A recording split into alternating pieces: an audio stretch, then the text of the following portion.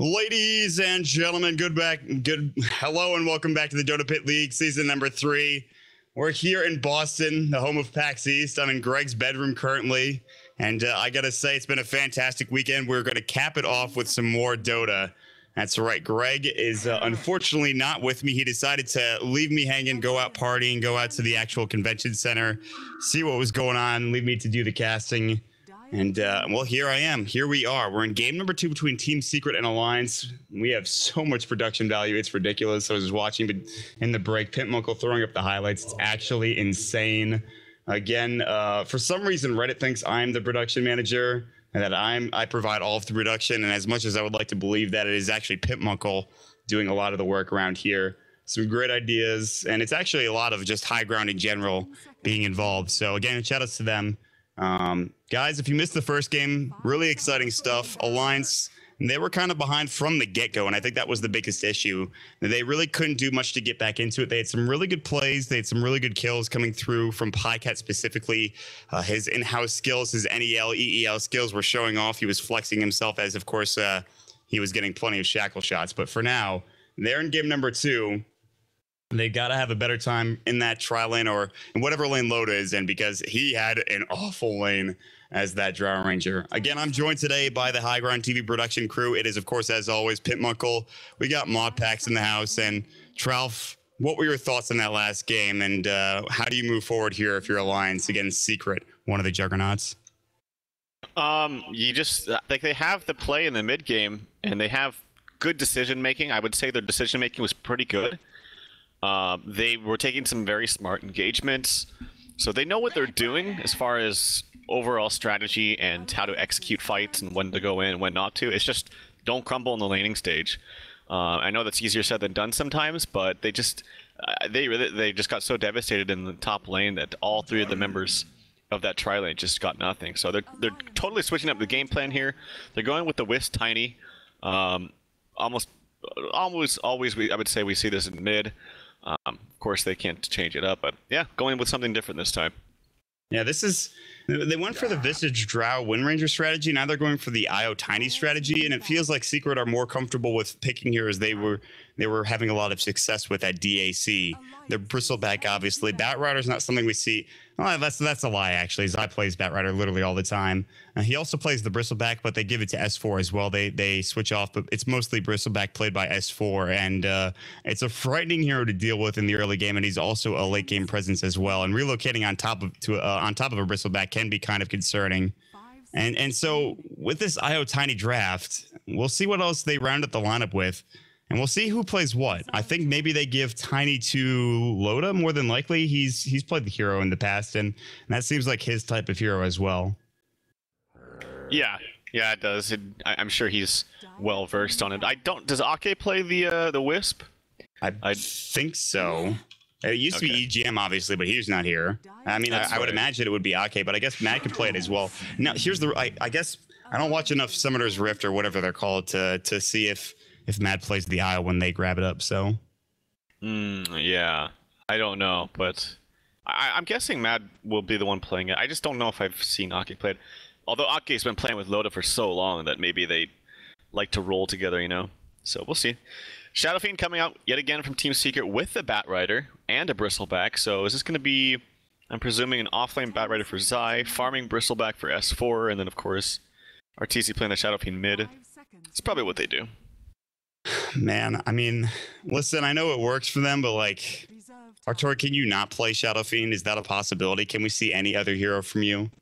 I mean, it's just, it's definitely, it wins them games for sure, and I don't want to call them out on that, but oh boy, we've seen a lot of this. We've seen a lot of heroes recently too. Troll, Axe, although he's being banned a lot, so he's not getting that much play. Line, that's another hero.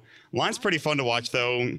Seeing someone get finger blasted every so often, it's exciting. It gets your heart pumping. Let me just say that. So, yeah, and it's a pretty decent standalone support. And by standalone, I mean if it is going to be an IO Tiny IO Tiny mid, you need a good support that can kind of sustain by himself, harass by himself.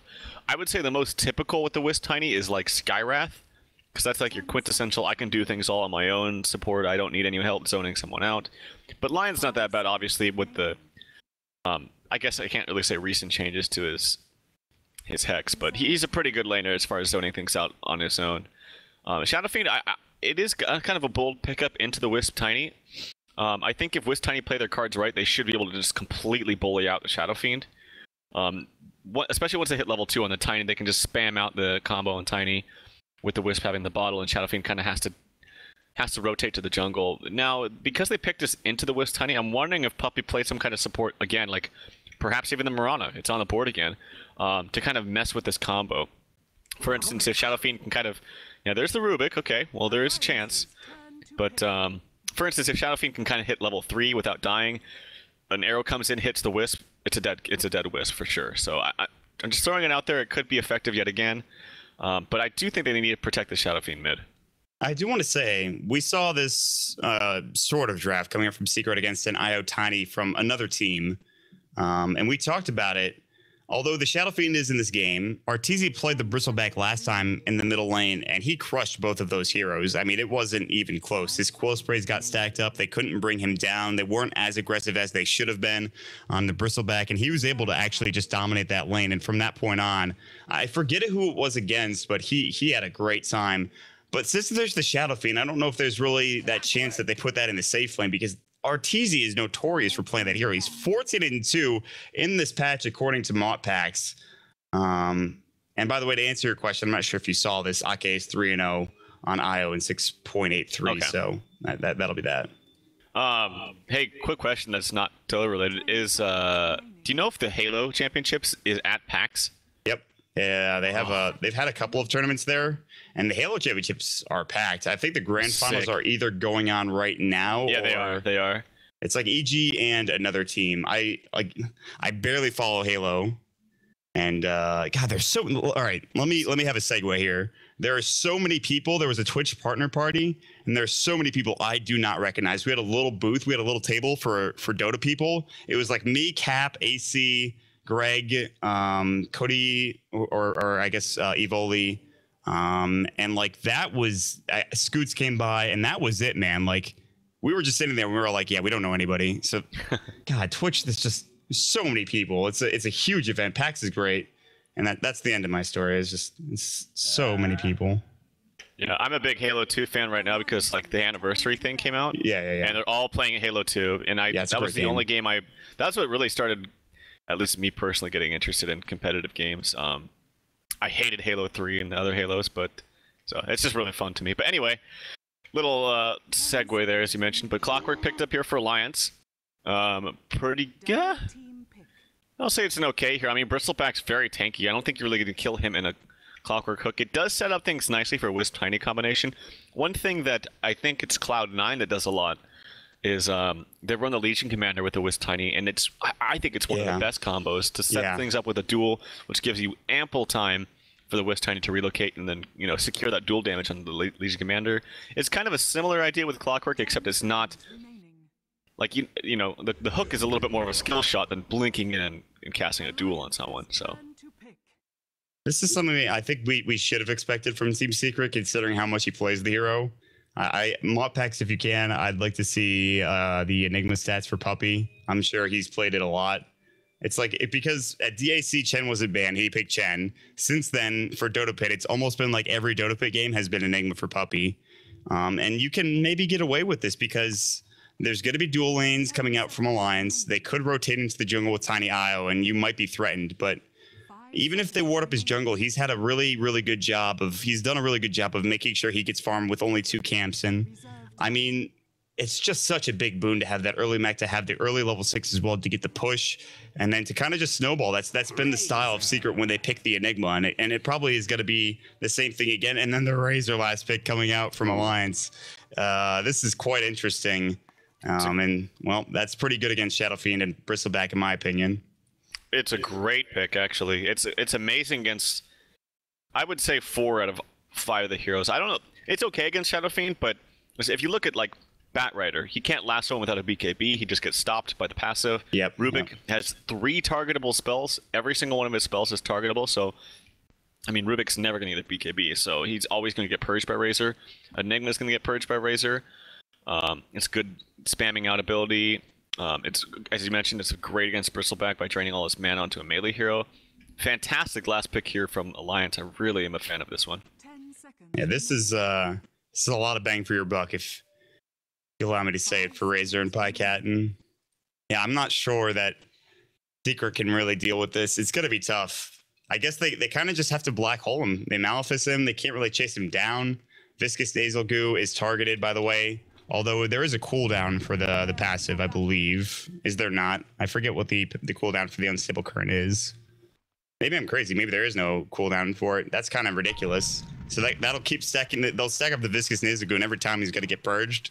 That seems a little absurd. How are you supposed to kill a Razor in that situation? You just have to run with him and spam your quills. Yeah, you can't really, unless you have a BKB, which he probably will want to go for this game. In fact, it's going to be paramount that he goes for it because there's a Hex from the Lion, there's stuns and whatnot, there's the Clockwork Hook, so he's going to really want to, I don't want to say rush a BKB, but he's going to need to get it after his first item. So maybe he goes Vanguard BKB, or maybe Vanguard SNY BKB, something like that. We'll see. Which actually shouldn't be too bad because he's playing as a one-position Bristleback, so it's not like his farm is going to be totally stifled. And if they can stack Ancients too from the Batrider, like if they stack the jungle, that's the one problem they have here with Secret, which is still okay. But if Batrider gets shut down in lane, then it's going to be hard for him to kind of rotate and take jungle stacks because that will be occupied by the Enigma. Look at this kind of cheeky play coming up from Ake. Sits on the top of the cliff, he'll tether down when he's ready to, and if Zai tries to contest this rune, he'll probably just end up dying. And maybe they want to have a chance to see if Zai is looking for a Firefly opportunity, trying to go for it, but no. Tethers down, actually gets the bounty rune, no problem whatsoever. S4 also takes the bounty rune top, so the Swede versus his old squad. This is the interesting matchup, and it is going to be S4 mid, by the way. This is something I mentioned in the draft. And when Arteezy played against this combo earlier on in the tournament, he had a fantastic time. But for S4, this is there's some legends, Loda and Ake together. This is not going to be an easy time for this Bristleback, especially if they are super aggressive early on. Yeah, and that's the important thing is to be super aggressive early on, because if he hits level 3, 4, and if you go on him when you already have like 1 or 2 stacks of that the quill spray on you, you could die, and it might not kill the Bristleback. So level 1 from the get-go, they need to auto attack him, do whatever they can. Yeah, exactly. This is now, it might not seem like it's doing a whole lot, and it might seem like a waste of mana, but this is how you have to win in a lane. So if they keep the aggression up, they need to get mana onto Loda. And right here, if you see Loda's build, he's got 4 Iron Branches. Obviously, he's going to sell one of them later because only 3 of them go into the Magic Wand, but he needs the 240 mana at level 2 to actually combo up with a spell. So which is why we see Circlets from time to time on Tiny, is just to get that mana. It's something I forget about all the time when I'm playing the hero. I'm like, oh, I just don't have the mana to do the combo. That's nice. And also, another thing you pointed out is that, S4 only has 1 pool Tango and a Salve. I mean, like, he can't Tango up right now because it's on cooldown.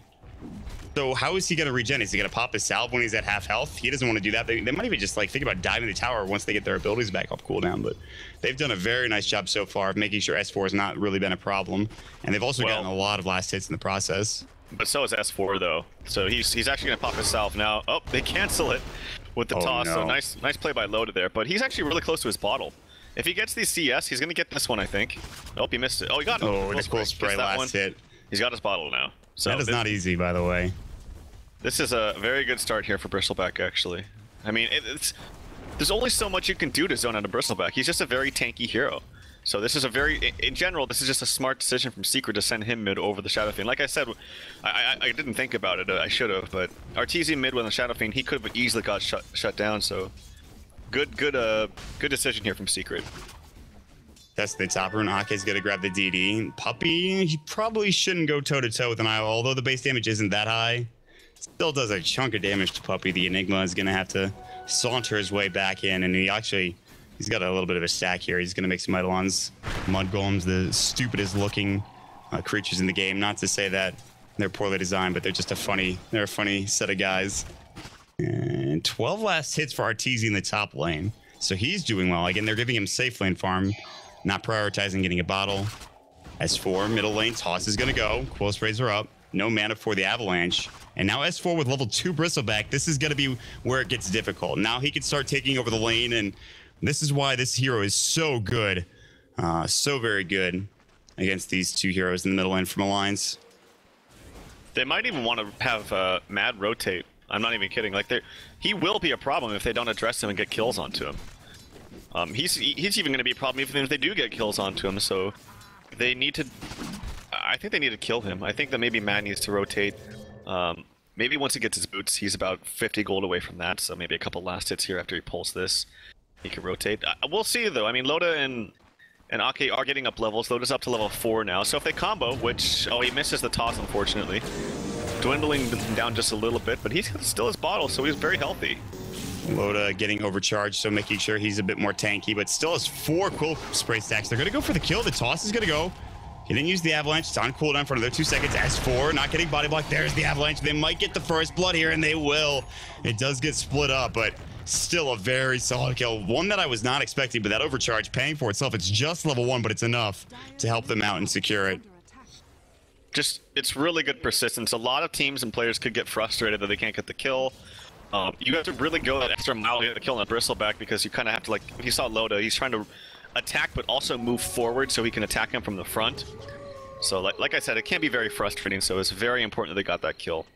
I think Io took a quick trip back home, although he did have money. I'm not sure if that was intentional. I didn't see it actually happen. But Zai, Mad, going toe-to-toe. Zai has Firefly. There's the Hex. Static Link's going to go. He can Firefly, but he's already on the high ground here. He's going to go down to the Plasma Field. That's a big kill. And Zai actually going down to the line. Meanwhile, mid lane toss again. The Quill Sprays are up. S4 doesn't have Nasal Goo. They will use the overcharge, and the Spirit's Balls are not going to allow S4 to go any further in trying to chase down Loda. Yep, he's picked and banned 70% of, now he's only picked and banned 20% of pro drafts, which is a little bit interesting to me. I still think the hero is very, very strong. Obviously there were some significant nerfs to him, but I think it's a situational pick now. Like, for example, this game, it's an amazing hero this game. Yeah, I mean, and we see it against Troll as well, like just being able to sap his damage. So effective against Shadow Fiend, very effective against S4, very effective. We already talked about the unstable current. Top lane, telekinesis, Neeko and trouble body blocks, but Kuroki does get cogged out. There's going to be the usage of the raise, and they get the double raise. Arteezy gets the kill. So good with those raises. And in talking with people like Rotterdam last night, saying that Arteezy was one of the, if not the highest mechanical skill player in the game. Down bottom. Zai's going to Firefly down the cliff, 500 gold in the bank. That kill did really hurt him, I think. He was actually CSing very well, but the kill puts him back a little bit. He's actually CSing very well. 20 CS for him. That's very, very good, obviously. He's up against a pseudo dual lane. I think Mad's been doing a lot of pulling. Has he just not been harassing and maybe been focusing on pulls only or something? But yeah, the one time they got the kill was the time where Mad actually tried to rotate over as I was going up the high ground instead of Fireflying to, let's say, the Roche Pit or over the trees in this general area. He kind of just went up instead. Now they're looking for that kill again, but no, that's not going to work this time around. He's too far away, and they don't have any way to lock him down. Yeah, I do find that surprising that Zai's CS is so high.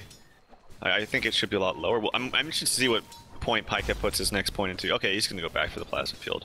I thought he was going to leave it at 1 and just put points into both the static link and unstable current, but we'll see. Here comes Matt. He's trying to get some kind of sun initiation onto the bat since it is nighttime for a minute and a half more. But Zai playing a little bit more conservatively now, and he's up to level 6 with Tranquil, so Babbage is doing a very good job down here in the bottom lane. Mid lane, S4, there's a lot of heroes nearby. Kuroki as well as Puppey was looking for rotation and looking for a gank. Loda was alone. Ake has gone back to the fountain just to get mana for his bottle, and now he's going to TP in as well and heal up Loda in the process. And make sure he can continue to CS. The problem is that he's at 37 CS, and there's 50 for Arteezy and 58. Hold that thought as S4. No, they're not going to keep going.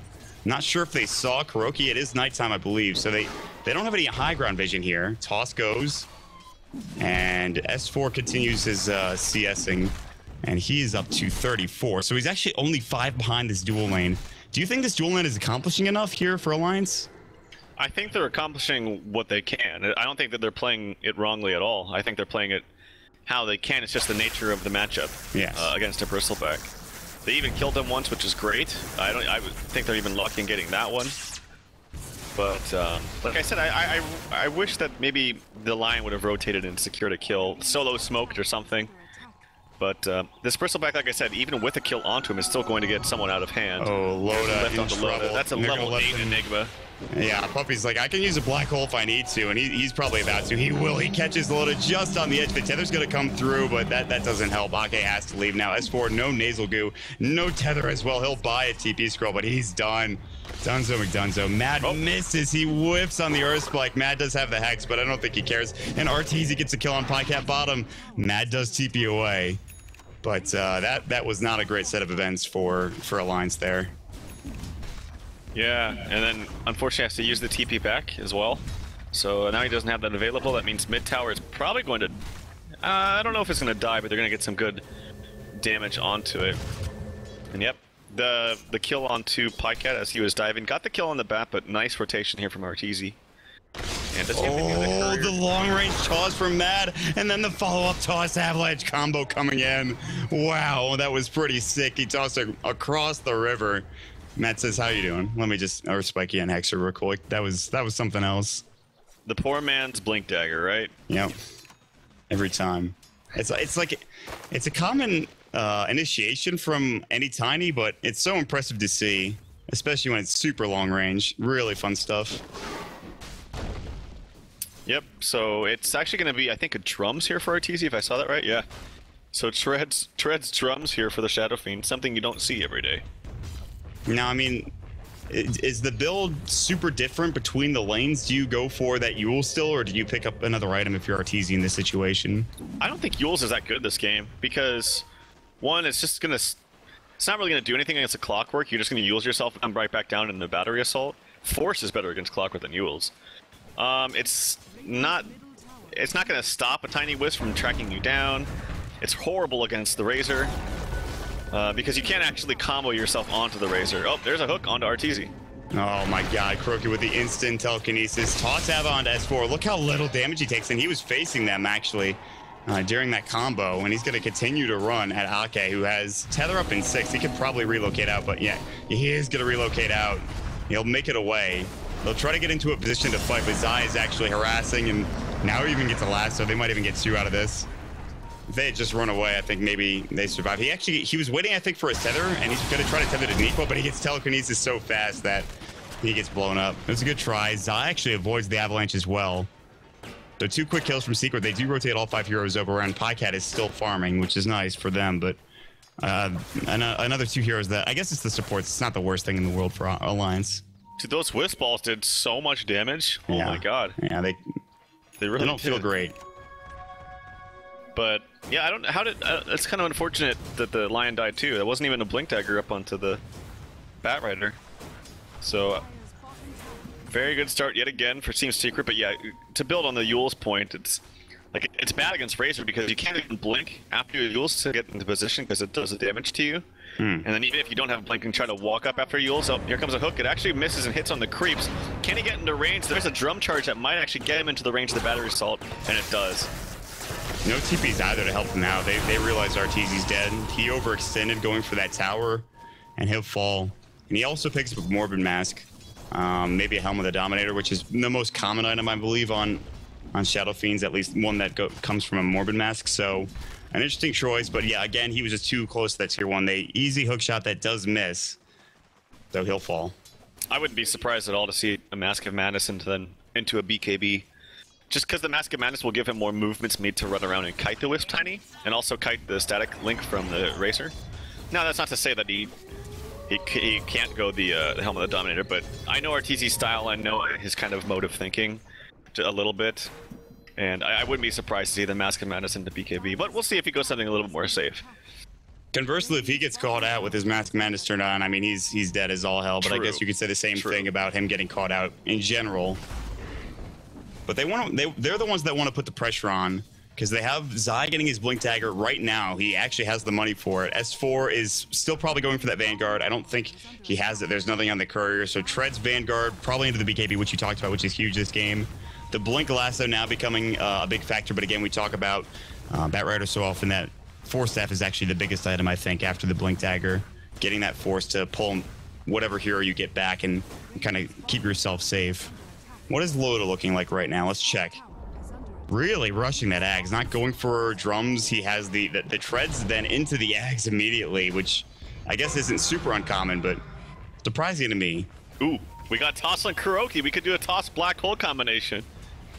That seems ridiculous. But if any team can do it, I think it'd probably be Secret first. However, they say, listen, there's fighting to be had, but Roshan, and that's our biggest objective. With Viscous Nezugu, with presence of the Dark Lord, Roshan, and the Eidolons, this is going to fall pretty quickly. And we see the good old trade the tier 1 tower for Roche. Guess who ends up winning on this one? But it's actually going a little bit slower than one would expect. They just don't have very good damage on to him yet. Okay, so they finally get it. And the Aegis goes, of course, to Arteezy. You see Zai is trying to ping someone out. He's looking for Loda, who does have his Ags in about 500 gold. They're going to stack this camp and he'll be about 300 away from it. So that's obviously very good for him. I would love to see a Toss Black Hole, by the way. It's kind of hard to expect one of those things, and that's the beauty of Rubik in general. Like, you don't... Yeah. You know he has the ability, you know it's there in the back of your mind, but you're never really fully expecting it. It's only like when they're in the middle of a team fight and they steal like the Black Hole, they steal the Ravage or something, is when it's at the forefront. But we'll keep our eye on Kuroki. By the way, something we haven't talked about is the relocate away from a Batrider Lasso. Right. Something to keep in mind. That actually is a very good defensive capability. So they not only have the unstable current for the Razor, they also have that relocate out in the immediate hex. So Zai is going to have a tough time this game. Hookshot into Arteezy, relocated as well. He's kind of alone. Are his spikes going to go? Do they have Finger? Absolutely. Will they need it? Absolutely not. Arteezy's going to fall, but that is just the Aegis. But there's only Zai here, and there's 4 heroes in the backside. They grab Mad. Relocate could go. No, it's already been used. They relocate out. Mad will go down. Zai continue to chase after Loda. Flame Break is available. Can he cancel the TP? Absolutely. There is follow-up coming. He dodges the Avalanche. The right click from Arteezy. That Aegis proving very useful. There's going to be the Midnight Pulse. Toss onto Puppey. I mean, that's what we're looking for, but we're looking for the toss onto like 5 heroes, not just the one. There's no way he's using the Black Hole in that situation. Static Blink onto S4. So he's going to lose all of his damage, but Puppey comes in looking for Malphus, can't find it. Kuroki's a bit too late to the party, actually cancels his TP or gets canceled, and he decides to back away and head down to the river and look for the top rune spot at 16 minutes, more than likely. Yeah, he's going to lose the toss in a few seconds here, unfortunately, but you see right there, the one Viscous Nasal Goo was applied to Razor, and he just can't chase him anymore. That's just a level 2 unstable current, too, so the slow duration is going to last actually doubled. It's 1 second right now, it'll be 2 seconds when it's maxed, so it's one thing to be careful of, but it was really unfortunate that Tiny died because he was so close to his Ags. He was like killing creeps to try to get enough gold to buy out, but I think he had some reliable gold as well, so I don't think he lost too much, but it is going to stifle. It's not going to be the most impressive Ags rush timing, but it could be worse. No, certainly, and I think as long as they can survive the onslaught that is Arteezy's Shadow Fiend progression, they could still have a very good time late game. We're talking about a tiny IO combo. We're talking about a combo that has ratted, clawed, and fought their way to victory numerous times. Meanwhile, Lasso's going to go. Look at that Purge onto Zai. It does go away, and they're going to Malefice him. Pycat is pretty quick. He has Phase Drum, and Fable's going to go. Midnight Pulse is doing a lot of damage. Pycat does end up falling. They have to work very hard for the kill, though, but it's a big, big, big bounty. Blink forward. Zai still looking for more. Flame Break's on cooldown for 5. Mad. He's like, please don't kill me. I'm just a lion. I might be an ugly mother, but at least I will get away. Yeah, he definitely lived for a long time there. He purged them all as well, but again, it's only level 2 purge, and it doesn't last that long. So it's kind of unfortunate. Wisp Tiny pushing up in the top lane. There's a TP rotation coming from the Bristleback. They're going to get stunned by the avalanche there of Tiny, and here comes a relocate. The hook unfortunately misses. Now Loda. Ooh, big telekinesis finger on Arteezy. He doesn't get the Requiem off. Toss is going to get the kill. And Loda realizing that they had S4 TP top, they know that secret stayed too long. Lasso Zai doesn't have it. Toss Avalanche combo is going to go again. He's going to get hexed up. Secret, they're kind of throwing this the advantage away. Plastic Field's going to go. Kuroki tosses Fable. He's going to get 2. Oh my God, are you kidding me? Toss back onto Kuroki. They're throwing him away at this point. He's going to try to TP away. He might make it and will. Kuroki actually being just the most amazing player on this Rubik. That's absolutely incredible. Oh my God. We need a replay of that because that was an insane play. That was pretty effective. Right, hold on. I need a few seconds. Alright, Pimp is on it. That was something else. Kuroki. We don't expect those plays to be made, but he makes them so often on the Rubik. Absolutely incredible. He's a pretty good Rubik player. I think we're good. We're going to send it over to Pimp real quick. Let's see that one more time, man.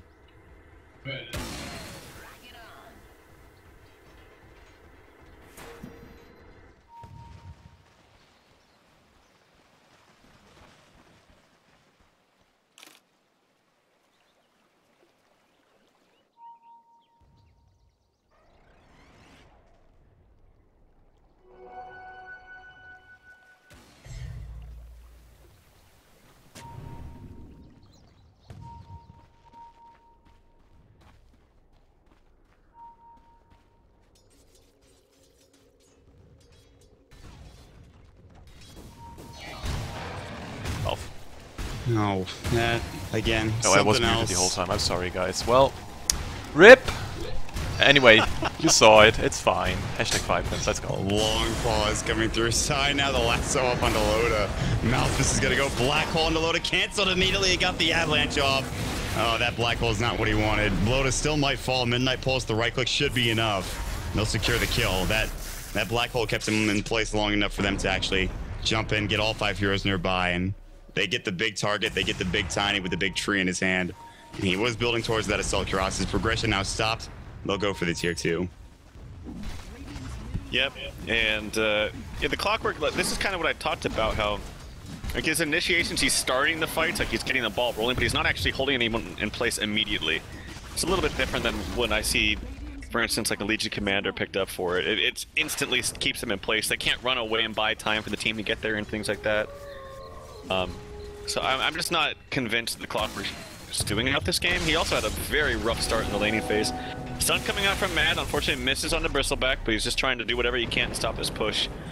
He's relatively close to his blink. He needs about 400 gold. Oh, Pycat, top lane. They might be able to chase after him. They have Lasso in 5, but he'll turn tail and run. His SNY now completed. And this guy was already fast with Phase Drum. Now he's going to have an SNY as well. That seems a little ridiculous to try to catch somebody who also has unstable current. Important to note, S4 was trying to push into the tier 3 tower. Did get a bit of damage. We've talked about the counter with the mana drain because you need to use those spells. We're going to find Ake get blown up. Barely got enough time to spin my map over and actually see what was happening. First spike again whip from Mad. Not his day with these ground targets. I mean, that one was kind of hard, though, because he was hasted, and you can't use your Hex on a haste guy because they'll just still run away, so... Yep. But yeah, it hasn't been the easiest game or best game from him, but... it's fun. I still really like Alliance's draft, except I'm not the biggest fan of the Clockwork pick. I just don't know that he can, even if he goes and someone can actually do anything on his own. Like, he's gonna be sacrificing his life and trying to just get Secret into a bad position, but... yeah, we'll see. Pycat's got his Saint Inuyasha now, so he's running at nearly haste movement speed when he pops those phase boots. But he's desperately going to need a BKB, I think. There's that lasso coming out onto Mad. This guy says, please, no. He goes down. Earth Spike's picked up for Kuroki. They're pushing across mid. Alliance, they'll get the tier. They're going to glyph it, actually. S4's going to TP back home. Avalanche is going to go. He'll clear this up. And is it in deny range? By 1 HP, it is in deny range. That's something else. And they'll be able to take this down. And that farm, they needed that farm. They are really just choking out Alliance at this point. They've put a lot of pressure on the enemy jungle. So Alliance have to find other places to farm. And that's how they're going to win this game, is by being aggressive, making sure they get across the map, get farm for loaded specifically, and take fights that are on their terms. which is tough because you have a lasso, you have to deal with the black hole, you have to deal with the mech. The Secret have such an advantage, and now they have a blink dagger on Kuroki as well, which is before Mad has his, and he's the one with the Earth Spike. Kuroki's is just stolen.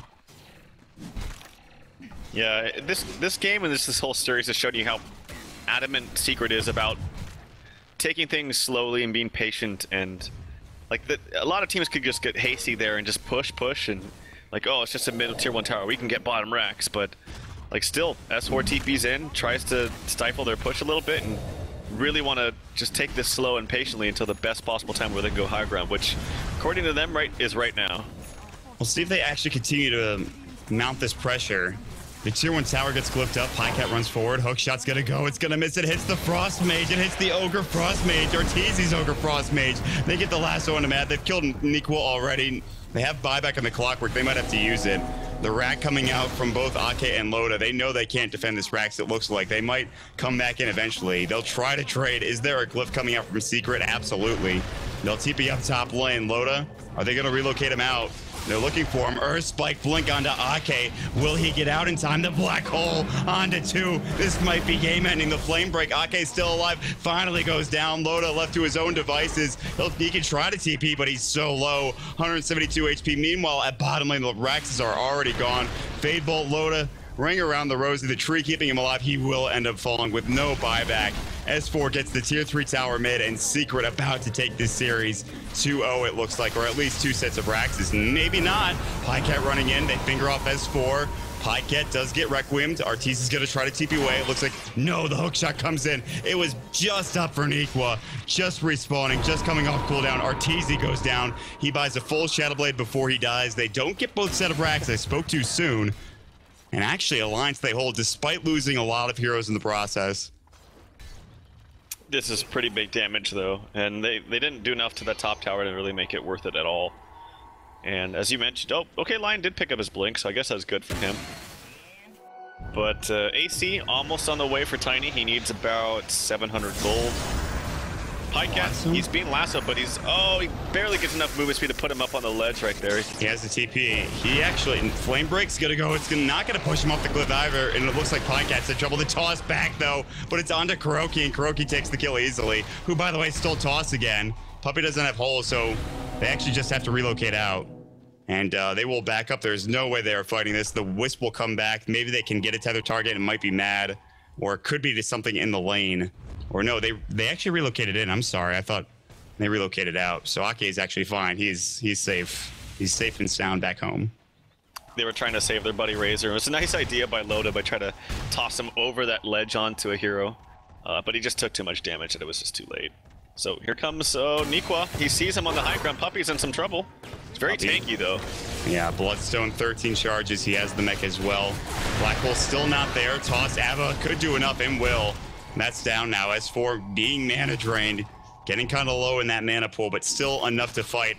Look at the damage with the DD onto Mad. Zai should get this kill. Great Yules up onto Loda. He won't go anywhere. Toss further, trying to get them out. Ake trying to relocate up in 6. Not there. Do they have any way to cancel the TP? No.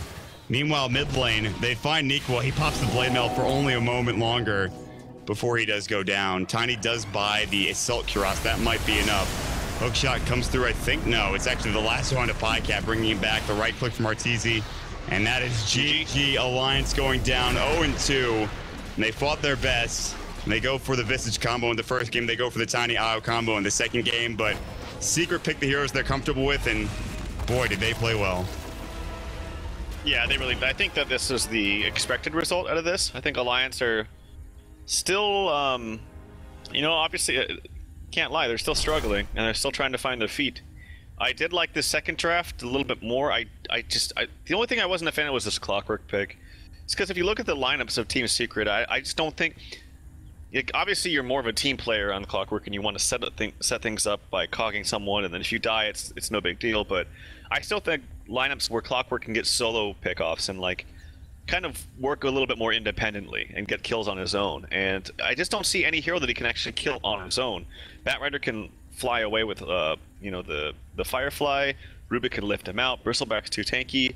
The only real target was a Shadow Fiend, but since he went in the safe lane, he already had a much better start than he would have if he went mid. So I wasn't a fan of that pickup, but I just think overall the Secret played much better. They knew what they wanted to do. Their lanes were very coherent, and everything made sense, and it all worked together. Yeah, it really did. I mean, they secured the 2-0 win. What else can you say other than Secret dominating performance so far in Dota Pit? They've only dropped 2 games. They move up to, I believe, 9 or 8-2. I believe it's 8-2 in Dota Pit in Group B. Who do they have left to play? Is that it? Secret is done in the group stages. They've played every single one of their matches, and they finish up with 8-2. And I would be very surprised to see any other team top that or even tie it. Empire's close. They're sitting at 4-2. Hellraiser still has a long way to go. They're 1-1. But with that, I think Secret have secured at least one of the top 2 positions. We'll have to wait and see how things do turn out here with the rest of Group B. Group A is still a long way to go in that one. And we actually have a Group A matchup. I believe it's tomorrow, March the 9th at 1900 CEST or CET. They have Cloud9 versus Team Tinker, so that'll be our next scheduled game, and we'll be there to bring you the action as I have to travel home from Boston back to upstate New York. A nice little 3.5-hour drive to go, but should be a short jaunt. As always, though, really good stuff having everybody here alongside me. Trout, do you want to say anything before we head out of here after this series is done now? I will say, as they just won, congratulations to the EG Halo team. They won. Yeah, they won. And they've looked so good. I've been following them since the anniversary has gotten popular. So shout outs to them. Shout outs to Ninja. He's a pretty fun streamer to watch as well. Who I don't know if you watch any of the Halo streams. Ninja, he's a player for Cloud9. But him and his family went on Family Feud. What? Really? Yeah. His family, sick. They auditioned for Family Feud and they went on. And so Ninja from the Halo team, Cloud9 Halo team, was on Family Feud. Anyway, yeah, shout out to the EG Halo team, and yeah, thanks for watching, everybody. Yeah, guys, we have so many of you joining us for this matchup, and really great stuff. Unfortunate Alliance maybe couldn't take that second game. They played well, a bit outplayed. Really good stuff coming out from Secret, as I think many people expected. Alliance, they're not done yet, though. They have a long way through this tournament. They are 1-3 currently. They still have a lot of teams to play. We'll see what happens there. Before we leave, shout-outs to, of course, the production crew here at High Ground. Pimp Muckle, as always. There was a Reddit thread that said it was talking about casters, and it put my picture, and it said production. I'm like, that is not correct. That is Pimp Muckle who does all that. I want no qualms. I want everyone to understand Pimp Muckle is the man behind the scenes, throwing up the overlays, the replays, what have you. So shout-outs to him, as always. Mott Packs providing some amazing stats. Again, Tralf, my co-caster as well. If you like the game, if you like the casting, check us out on Twitter at MottDota for myself, at TralfDota for Tralf, at MottPax for our stats man, and of course at Pimp Muckle for Pimp Muckle. So before we do leave, I do want to say thank you to Greg for letting him use his computer and his room to cast. Now I'll have to get back onto the tee. It is, of course, we're at PAX East. I had a really good time. I want to say thank you to everybody who came up to me and said hi. Absolutely amazing experience. Hopefully I'll come back next year. I'll probably try to get to the convention center before it's too late. So with that being said, guys, we'll see you all later. Have a good night, everybody.